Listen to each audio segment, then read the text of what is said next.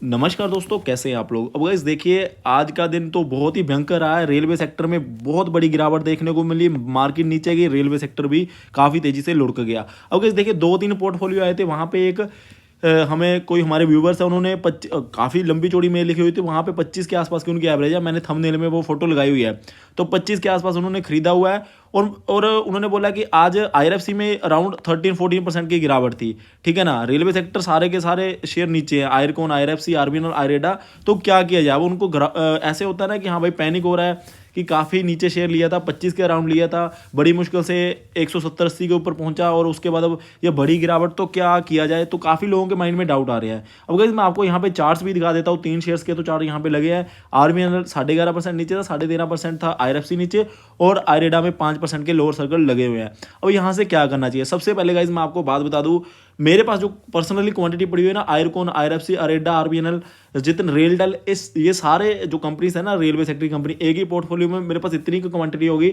मैंने तो आज वो वाला पोर्टफोलियो खोल के ही नहीं देखा, क्योंकि मुझे पता है कि बड़ी गिरावट है, तो देख के भी क्या होगा, पैनिक ही होगा ना। ठीक है ना। तो अब क्या करना चाहिए हमें। यहाँ पे आईआरएफसी ने तो गाइस देखिए 133 के हमें लेवल दिखा दिए हैं। डे लो के आसपास बंद हुआ है। 230 के ऊपर आपको आरबीएनएल ने क्लोजिंग दी है, और यहाँ पे आरेडा तो 170 के ऊपर है। अब यहाँ से क्या किया जाए। आयरकॉन, बाकी जो शेयर है रेलवे सेक्टर के, उनके लिए भी यही बात अप्लाई होगी। अब मैं आपको ये बात बोलना चाहता हूँ, मैंने आपको कल आईआरएफसी के रिजल्ट बताए थे, रिजल्ट अच्छे थे। आरबीएनएल के रिजल्ट थोड़े अच्छे नहीं थे, मैंने वो भी आपको बात डिस्कस कर दी थी। ठीक है ना। तो सारी चीज़ें तो सही हो रही है, बट ये फिर जो गिरावट आ रही है, ये क्यों आ रही है, और हमें आगे क्या करना चाहिए। देखिए गाइस, मैं आपको सीधी सीधी बात बोल दूँ, मैंने आपको जब बजट आया था ना, उन्हीं दिनों में ये बात बोल दी थी कि करेक्शन आनी चाहिए। जैसे ये शेयर भागे हैं ना, ये करेक्शन यहाँ पे बनती है। बट अब ये जो मुझे लगता था कि 140 के आसपास तक ये जाएगा नीचे, और वहाँ से ऊपर फिर से जाना चाहिए, बट ऐसा होता हुआ दिखाई नहीं दे रहा है। अब यहाँ पे क्या बेच देना चाहिए। तो गाइस देखिए, डेफिनेटली नोट, मैं आपको बता रहा हूँ। मैंने आपको ये बात पहले भी बोली थी, जब मैंने वीडियो वो वहाँ पे बनाई थी ना।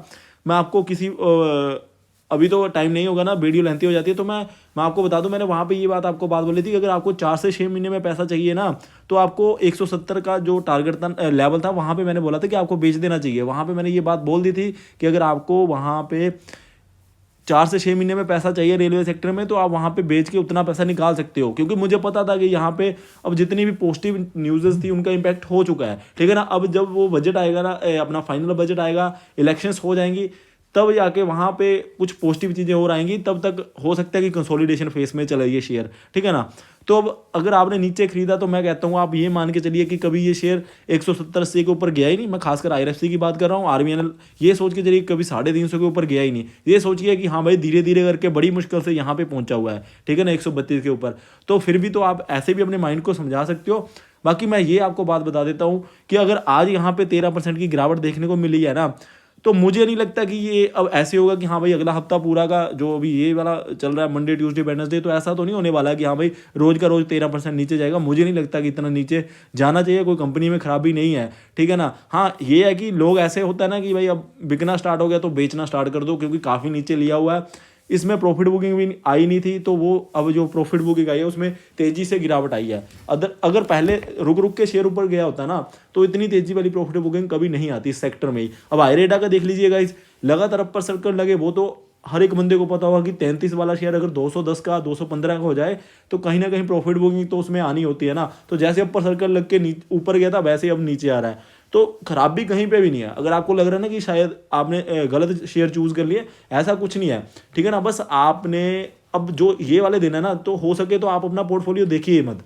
ठीक है ना। तो आप ऐसा नहीं होने वाला कि आपका पैसा उठ जाएगा या जीरो हो जाएगा। यहाँ तक मैं आपको बताऊं, क्योंकि मैं पर्सनली बोल रहा हूँ, जिस मेरे पास 3 पोर्टफोलियो, तीनों में वैसे तो ये शेयर पड़े हुए हैं, बट जिसमें हैवी क्वांटिटी उठाई हुई है, मैंने उसको आज ओपन लॉगिन लगा के भी नहीं देखा। क्यों? क्योंकि मुझे पता है कि अगर देखा जाएगा तो फिर पैनिक ही होता है बंदे को। कहीं ना कहीं लगता है कि यार इतना बड़ा लॉस। अब मैंने जो थंबनेल में वीडियो अपनी फोटो लगाई है ना, जिन्होंने हमें भेजी है, उनका देखिएगा 83,000 के आसपास का आज लॉस है। 7-8% का अपना आज ही की डेट में पोर्टफोलियो में गिरावट देखने को मिल गई। तो गाइस बड़ी बात होती है ये। ठीक है ना। बट हाँ, अगर 83,000 का आज इनको लॉस है, जो भी जिन्होंने ये भेजा उनको मैं बताना चाहता हूँ, तो देखिए इन फ्यूचर ऐसा नहीं होगा कि प्रॉफिट भी आपको ऐसे ही आएंगे, ठीक है ना। तो पैसे इन्हीं शेयर से बनाए थे ना, तो अगर एक करेक्शन आई है, जो प्रॉफिट बुकिंग ड्रास्टिकली आपको नीचे की ओर देखने को मिली है, तो कोई बड़ी बात नहीं है, ठीक है ना। आप एक दो ट्रेडिंग सेशन और इंतजार करिए। जितना तेजी से गिरना था मुझे लगता है गिर चुका है, जितना वर्स्ट केस होना चाहिए था वो हो चुका है।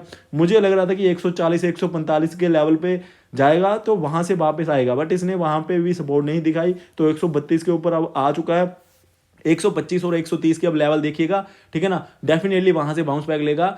मेरा जो प्रोडिक्शन है ना, मैं आपको ये बात बता दूं, ये जो हमारा इलेक्शंस आएंगे ना अभी मई में, इलेक्शन के रिजल्ट आएंगे, तब तक ये 150 या 160 170 यहाँ पे घूमेगा मैक्सिमम, ठीक है ना। तो आप उस माइंडसेट से इसमें बने रहिए। मैं ये भी बात आपको बता दूं, till the end of this year, तो 2024 के एंड तक ना ये तीनों के तीनों शेयर काफ़ी ऊपर होंगे। ये भी आप बात माइंड में रख के चलिए।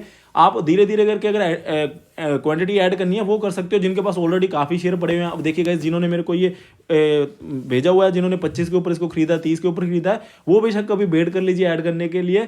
बट जिन्होंने बाद में खरीदा था ना और लगता था कि भाई सफिशिएंट नंबर्स ऑफ शेयर्स नहीं है, तो उनको ऐड कर लेना चाहिए। धीरे धीरे करके छोटी छोटी क्वांटिटी उठाते रहिए। और मैंने तो आपको ये भी बात बताई है कि मैंने पिछले ट्रेनिंग सेशन में आरबीएनएल ऐड किया था, और अगर मुझे लगता है कि कल फिर से ये प्रेशर में जाते हैं, अगर आरबीएनएल फिर से नीचे जाता है ना, जो मेरा नेक्स्ट टारगेट है, अब ये 230 का तो हो गया, अब 215 और 220 के बीच बीच अगर ये जाता है तो वहाँ पे मैं और क्वांटिटी ऐड करने वाला हूँ, ठीक है। मुझे पता है ये 300 325 का फिर से होगा, और फिर मैं ये देखूंगा ना कि भाई मेरे को 70 75 100 रुपये का जो भी मेरे को एक जंप का जो बेनिफिट लेना है, फिर मैंने तो वो भी उस अकॉर्डिंगली इन्वेस्टमेंट अब करनी है, ठीक है ना। तो बाकी गाइस घबराइए मत, मैं आपको फिर से बोलना चाहता हूँ, जिन लोगों ने, आपको मैं बता दूं कि जब कोविड आया था ना, कोविड के टाइम पे एक एक दिन में इतना इतना लॉस हमें भी होता था ना, क्योंकि उस टाइम पे किसी के हाथ में वो चीज़ें नहीं थी, तो पता ही नहीं होता था कब तक मार्केट कितना नीचे जाएगी, ठीक है ना।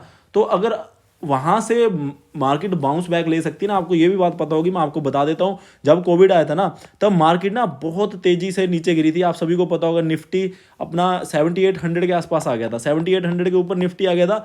बट कोविड की रिकवरी धीरे स्टार्ट हुई है, कहने का मतलब कि जो नंबर्स ऑफ एक्टिव केसेस थे ना, वो अभी भी उस टाइम पे भी काफ़ी ज़्यादा थे, इतनी ज़्यादा रिकवरी मोड नहीं था, बट मार्केट ने रिकवरी जल्दी दिखा दी थी। तो अगर वहाँ से एसबीआई का शेयर 149 रुपीज़ के ऊपर चला गया था, अपना जो टाटा मोटर्स था वो 62 के ऊपर चला गया था, उतनी भयंकर सिचुएशन के बाद रिकवरी पूरे नेशन में हुई। और उसके बाद जो अपना टाटा मोटर है, इसने 950 को टच किया, और एसबीआई का आपको पता 650 700 को भी टच किया।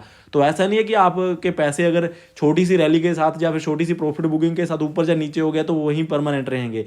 ये आपको इस चीज़ को समझ के चलना पड़ेगा, अपने माइंड को इतना स्ट्रॉन्ग बनाना पड़ेगा कि ये भी part and parcel of share market है। तो ये मान के चलिए कोई बड़ी बात नहीं है, ठीक है ना। ये मैंने आपको ये भी बात बता दी। आप ये सोच सकते हैं कि कभी आईआरएफसी 170 पे गया ही नहीं और आपने 100 के ऊपर खरीदा, धीरे धीरे करके 132 पे गया है। तो आने वाले हफ्ते में मैं तो आपको यही रिकमेंड करूंगा, आप अपने पोर्टफोलियो को देखिए मत, ठीक है ना। तो फिर आपके लिए चीज़ें सही रह सकती है। बाकी मैंने आपको ये बात तो पहले ही क्लियर कर दी थी कि अगर आपको 3-4 महीने में पैसा चाहिए ना, मैंने वो बजट के बाद जो वीडियो आई थी ना, बजट से पहले आई थिंक एक मैंने वीडियो बनाई थी, वहां पे मैंने आपको क्लियर बात बोली थी कि अगर आपको 4 से 6 महीने में पैसा चाहिए तब आप उतना पैसा यहाँ से निकाल सकते थे उस टाइम पे। अब नहीं गाइज, अब तो आप बेचिए मत। अब आपने 40 रुपये की यहाँ पे करेक्शन देख लिया, 172 से 132 का हो गया, 40 रुपये तो ऑलरेडी नीचे आ गया। अब मुझे नहीं लगता कि अब ये फर्दर 40 नीचे जाएगा। अब अगर इसने जाना होगा 5-7 रुपये नीचे जाएगा, तो अब यहाँ पे बेचने का कोई लॉजिक ही नहीं बनता। हाँ, रुक सकता है यहाँ पे शेयर 150 140 की रेंज में काम कर सकता है, ऐसे ही काम होता है शेयर मार्केट में, आपको ये भी बात पता होनी चाहिए। तो घबराने का कोई, मुझे नहीं लगता कि कोई लॉजिक है। बाकी बहुत से लोग ऐसे होते हैं जिन्होंने लोन लेकर, मुझे पता है ना, तो मैं वो चीज़ कभी रिकमेंड नहीं करता हूँ। लोन लेकर आप शेयर खरीद लेते हो कि मार्केट में 3-3 गुना पैसा होता है और हम एक साल में पैसा 3 गुना करेंगे और अपना लोन का जो भी 10-12% होगा वो वापस कर देंगे। तो गाइस बहुत बुरी चीज़ है वो, मैं आपको ऑलरेडी पहले भी बोलता आता हूँ। ऑप्शन ट्रेडिंग को तो मैं हमेशा आपको बोलता हूँ कि करिए ही मत। अगर आप ऐसा लोन लेकर शेयर मार्केट में पैसा लगाते हो तो वो एक यही प्रेशर होता है। मैं आपको तो भी बोलता हूँ कि लोन लेकर अगर आप पैसा लगाओगे, अगर ऐसे वाली कोई करेक्शन आती है ना, तो आपको समझ नहीं आएगा। कुछ लोग ऐसे फिर इतना जल्दीबाजी में फैसले ले लेते हैं, यहाँ पे बेच के निकल जाएंगे और फिर ये शेयर रिकवर भी कर जाएगा और आपका जो लोन है वो भी आपने इंटरेस्ट देने के लिए कर लिया और ऊपर से आपने लॉस भी खा लिया। तो ये चीज़ें आप माइंड में रख के चलिए। बाकी आप सभी को पता है कि ऐसा काफ़ी बार हुआ है, ये पहली बार नहीं हुआ है, काफ़ी बार आपने देखा है। मैं आपको एक और एग्जांपल दे देता हूँ। आईआरएफसी 37 का फर्स्ट टाइम हुआ था, उसके बाद 26 के ऊपर फिर से चला गया था। आईआरएफसी 92 का हो गया, उसके बाद 72 या 65 के ऊपर फिर से चला गया था। आईआरएफसी 100 का हुआ, फिर 85 के ऊपर चला गया था। आईआरएफसी 172 का हुआ, अभी हुआ था तो अभी ये 130 के ऊपर आ गया। तो मतलब कि अब ये रेंज इसकी बढ़ती जा रही है ना, पहले 10 की रेंज में काम करता था, फिर 20 की रेंज में काम कर रहा था, अब इसने अपनी जो रेंज है वो 40 की रेंज बना लिया है। तो मुझे लगता है कि अब ये 130, 172, 125 170, 72 उस रेंज में काम करेगा, तो बेचना नहीं चाहिए। बाकी आप लोगों को वीडियोस आती रहेंगी, डरने की कोई बात नहीं है। Thank you guys for watching. जय हिंद।